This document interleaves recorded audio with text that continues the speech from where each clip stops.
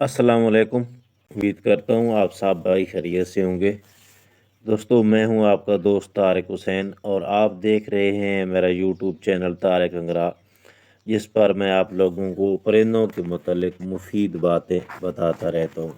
दोस्तों, आज की वीडियो में मैं आपको परिंदों का नज़ला ज़ुकाम की किस्में, सांस का दरीना मर्ज़, मुंह की सोजन, खांसी और खर के बारे में बताऊंगा।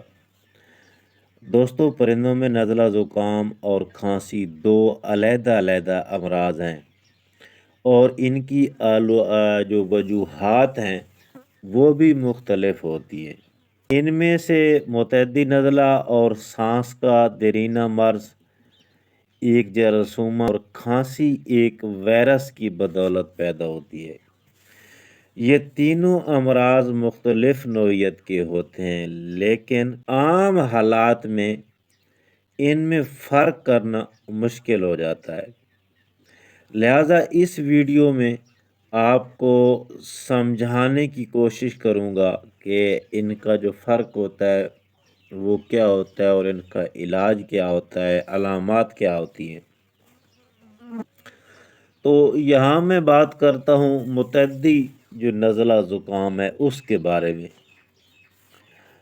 परिंदों में ये मर्ज़ एक जरासूमा की वजह से होता है। नाक की सांस, यानी सांस दो तरीके से आती है ना, एक नाक के ज़रिए, दूसरा मुंह के ज़रिए। तो जो नाक की सांस है और नाक की नालियाँ इससे मुतासर होती हैं।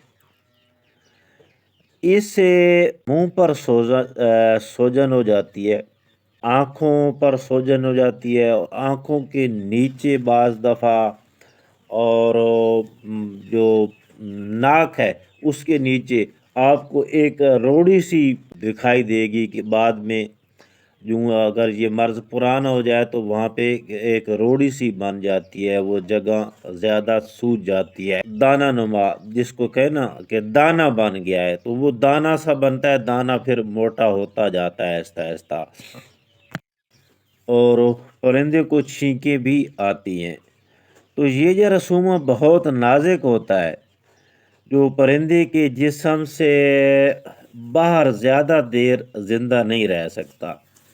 इसलिए इसको तलफ़ करने का भी एक आसान तरीका है, मैं वो भी आप लोगों को आगे चल के बताऊंगा। अच्छा, इससे जो मुतासरा परिंदा है ना, उसकी सांस की छोटी या बड़ी नाली मुतासर होकर सांस मुश्किल से या आवाज़ के साथ आती है और नाक से रतूबत खारिज होती है। अगर इसका वक्त पे इलाज ना किया जाए तो ये इसका जो दरीना मसला है सांस का वो बन जाता है और फिर जो परिंदे अंडे दे रहे होते हैं उनके अंडों की पैदावार में कमी हो जाती है, खुराक और पानी का इस्तेमाल भी वो कम कर देते हैं और आगे जो अंडे देती हैं, मादा जो अंडे देती हैं, उन अंडों के ज़रिए ये मर्ज़ बच्चों तक भी जा सकता है। तो ये भी मैं आपको बता दूं, इसलिए इनका जो इलाज है वो करना वक्त पे ज़रूरी है। इसका जो हमला है वो ज़्यादातर सर्दियों में होता है, लेकिन गर्मियों में भी बाज़ दफ़ा हो जाता है, लेकिन गर्मियों में इतना शदीद नहीं होता और इसके जो